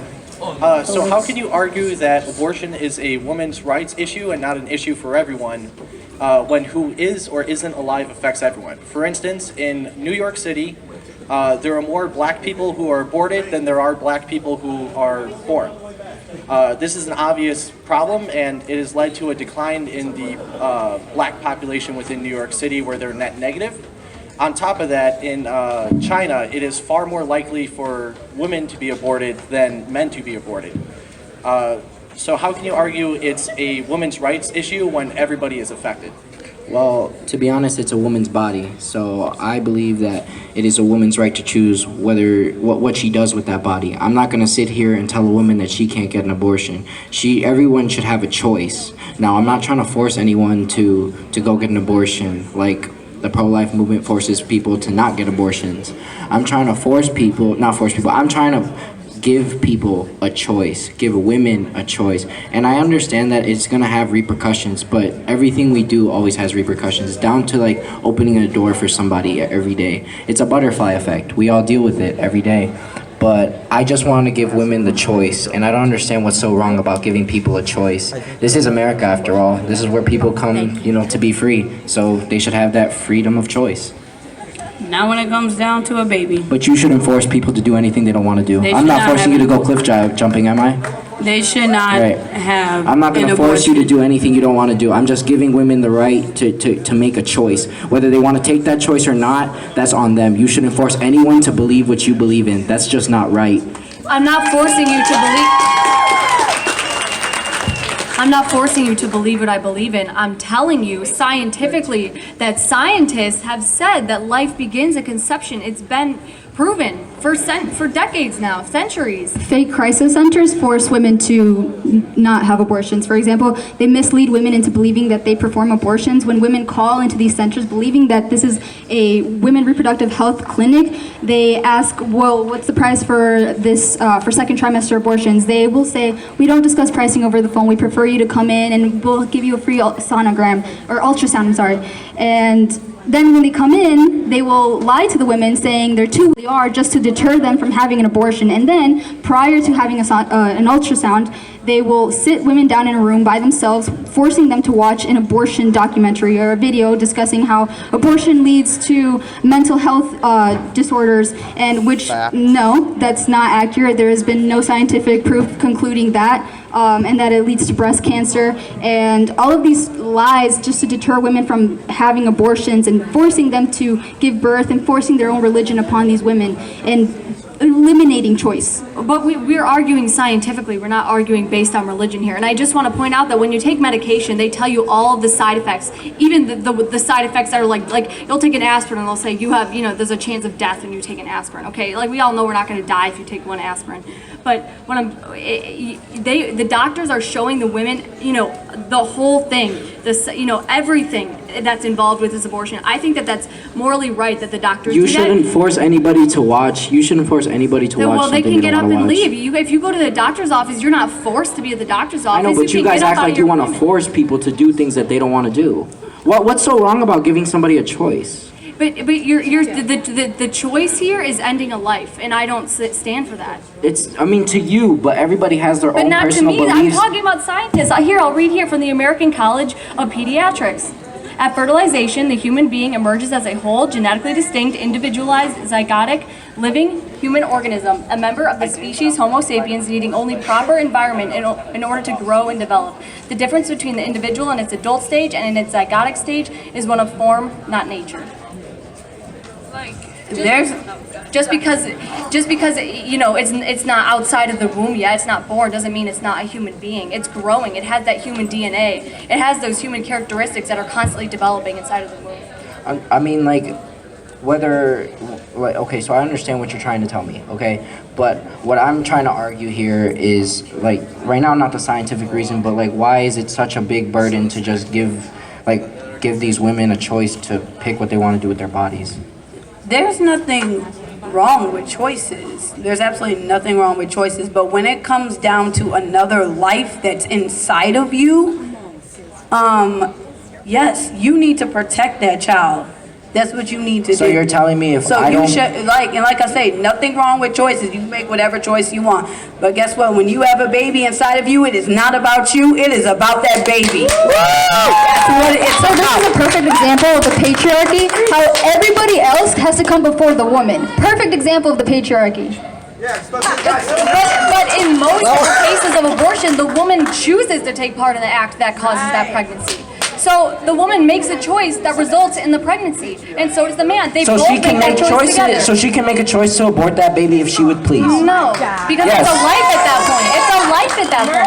It's a life at that It's not a life and it's not a murder. It is a life. To you, it's a life. To you. To me, but to you. the American College of Pediatrics, over No, it is 40 not. people Just check because you believe it is a life doesn't mean that she does. Raise She your does. hand She if you does. believe a baby is a life. Raise your hand if you're pro-choice. That's what I'm talking about. A baby is a life. Then stop having sex then. Jesus. Abstinence-based education has never worked. Protect Sex yourself is if not you about want a baby. reproduction, it's about pleasure as well. People are going to have sex, it doesn't Well, I matter. know that, but protect yourself if you don't want a child. Just Well, don't sit there and have you abortion. said earlier that you don't believe in contraception, so how are they going to protect themselves if you don't believe in contraceptives? No. I never said that. I don't believe in it for other people. For me personally, I don't. For other people, use protection, use birth control. They have a lot of stuff out there. But my personal choice is I don't use it. All right, and we respect that personal choice, That's but you my shouldn't personal force your personal choices upon other women. But when it comes to abortion, yes. No, you should not. You should never force your opinions on another person. A person is allowed to have their own opinions in these United States of America. I 110% agree that people can have their own opinions and choices. But in this case, you are ending a human life. You cannot just go up to a person and shoot them. That is, you can make that choice, but there are consequences to that choice in this country. And people will deal with those consequences. But a choice should be there. You should not ever, ever, ever force someone to do something they don't want to do. Hey guys, we do have people who want to hear your opinions, so... Yeah, next, I mean, are you still going? Oh, he is. I had a retort, but you guys went off, so. Yeah, okay, go on. Should I'm sorry. Okay, Yeah. thank you. It's a little bit changed because there was a big debate, but you're very for giving people choices. But what would you Yes, sir. say to the person, whether you view them alive or not? If you do not abort them, they will eventually have an opinion. They will eventually have that choice that you're allowed to. Allowing to them. Yeah, that mother made that choice to have that baby, so now that baby will be able to live and make his own choices. But for the woman that didn't have, that did abort that baby, she had her choice. She made her choice. You should never be able to take someone's choice away. But you're taking away the choice of the baby. The choice of the baby. The baby's not a living being yet. Okay. Do you believe it would be morally acceptable for a pregnant woman to drink if she intends to have that baby? If she intends to have that baby, I do not think that is the best move. But why? It's not a life, so, you know. What, repeat? But if it's not a life, then... But she's choosing to have the baby in the future. So we're talking about science here. Science has proven that life is at conception, and now you're making the argument that you should be able to have an abortion based on, your circumstance and your opinion about the child that's inside of you. That's not scientific. That's not scientific. You're making that choice, based on your opinion. You're deciding whether or not it's a life based on your convenience. It's not convenience. I'm never gonna ask a woman if she goes into an abortion clinic, why is she having an abortion? I'm gonna let her have an abortion because she wants to have an abortion. Now I'm not gonna ask. That's her personal business. It's none of my business. Would you apply that same mentality to a woman, pregnant woman heading to a bar instead of a abortion clinic? Now, if that woman is pregnant and she's intending to have that baby and she's going to a bar, doctors recommend not to drink, okay? But at the same time, I'm not gonna destroy the life inside of the womb. At the same time, I'm not gonna go up to a woman in a bar if she's gonna drink. That's gonna be on her. I'm not gonna just butt into somebody's business because I think I belong in it. I don't belong in anybody's business but my business. Thank you for your response and letting me speak. Thank you too. Thank you. You're awesome, man. So, who do y'all support? I understand from what I'm hearing that y'all are more in support of Trump. Okay. Yeah, we're trying to keep it on topic of correct? abortion. Yeah. Okay. So I don't know what it's like to be a woman or anything, but what I don't understand is how are y'all against making that decision, that very crucial and life-changing decision that you have in your life? How can you be against that? How can you be against that? Because it's a life inside of her womb, and we inherently, recognize and value the life that is in the womb as a human being. And so if you think about it, from the pro-life perspective, this is a life inside of the womb. So there's no justification for ending that life based on the circumstances of that life. And Outside of the womb. the administration that you're supporting is the same one that is against this pro-choice of women. Or not pro-choice, they're against it. The administration is against it, correct? So, if y'all are so pro-choice and pro-life, there's a lot of destruction going on around the world against children, immigrants. Families of these children who have been separated from the children and sent to detainment centers all over the United States. And these families cannot, they don't have the voice to get their kids back. They can just put it on social media. With all due respect, sir, we're trying to stay on the topic of the abortion. Well, this is life, right? This is abortion. This is, you're pro-life. You're supporting something. They're children, yeah. 7 kids killed. And I know that any pro-life woman knows that it was a man's decision to impregnate them, and most of the time it's the man, the temptation that the man has. The woman still has a choice to Yeah, they have a choice, but it's about being like tempted into it, and like you realize that what you have to do on your path is what you have to do, and a baby wasn't that. What's the question? Is why are y'all so against life? We're for life. We're for life. There's a life in the womb. What he meant to ask is, why are you guys so against choice? Yeah. They're pro-baby, not We're for the life of the baby. No, why are you not so against a woman's choice?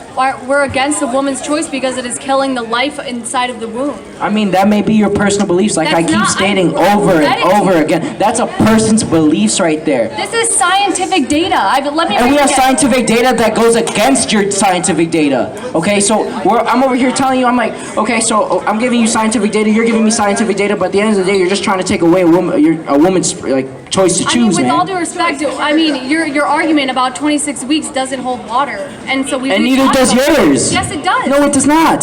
Why so? Why so? Because You consider sperm to be alive. You consider sperm to be alive.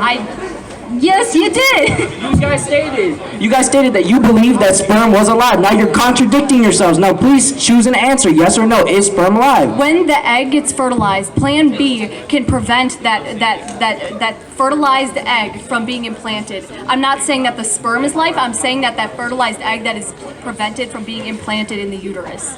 That's what I disagree with. I'm not saying that sperm is life. I'm saying that I disagree with the part of Plan B where the egg cannot be, that fertilized egg cannot be implanted. That's what I'm Now saying. my question was, do you believe a sperm is a life? Because you guys talk about contraception being like the first beginnings of life. What do you mean? So, Conception. conception. My bad.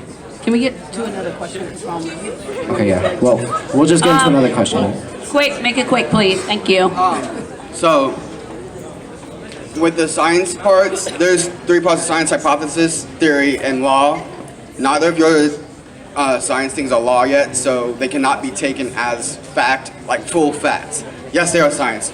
But my question, this is mainly for the pro-life. If somebody is lying on the ground, they have no heartbeat, and they are brain dead, are they alive? They have no heartbeat. No heartbeat? No. No brain. Okay.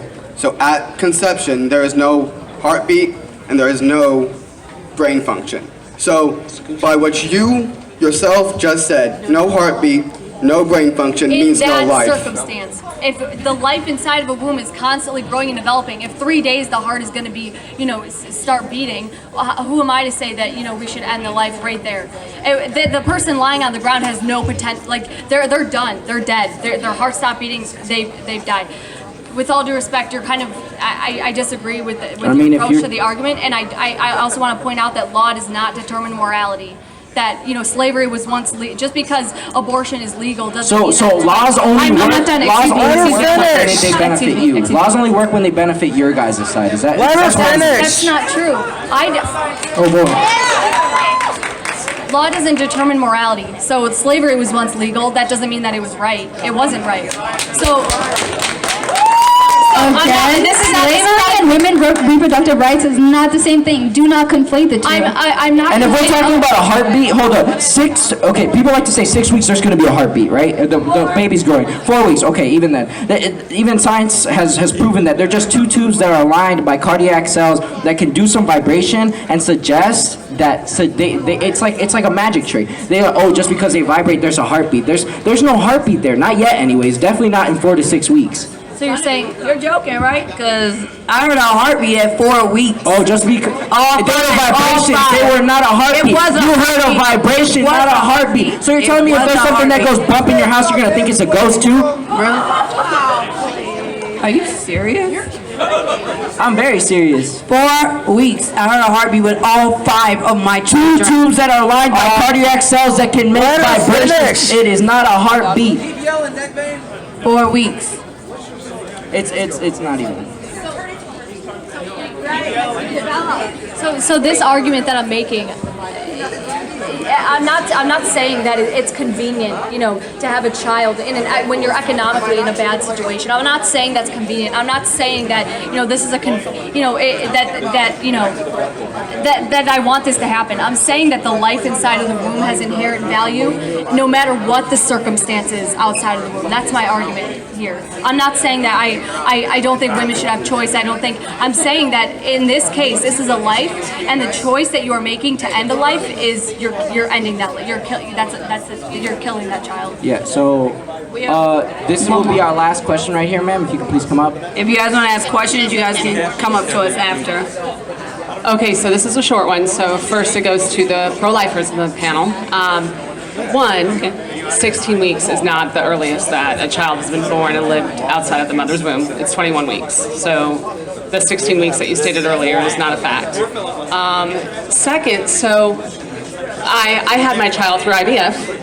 I was able to get 13 eggs out. All 13 eggs were fertilized. I put 3 eggs back, and I have a son.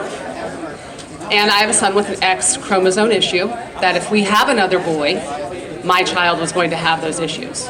So my daughter is a girl, and we chose to have a little girl because we did not want to have these same issues that my son has. We didn't want another child that has to go through his pain. What about the 11 embryos that were in the dish that were not attached to me, that we donated to science? Did I abort them? If life begins at conception, those were conceived in a tube. I don't understand. Where's your stance on that? There was no body to. You didn't. Thank you for your question. I really appreciate you being here today. You didn't purposely end the life inside of you. She made a choice.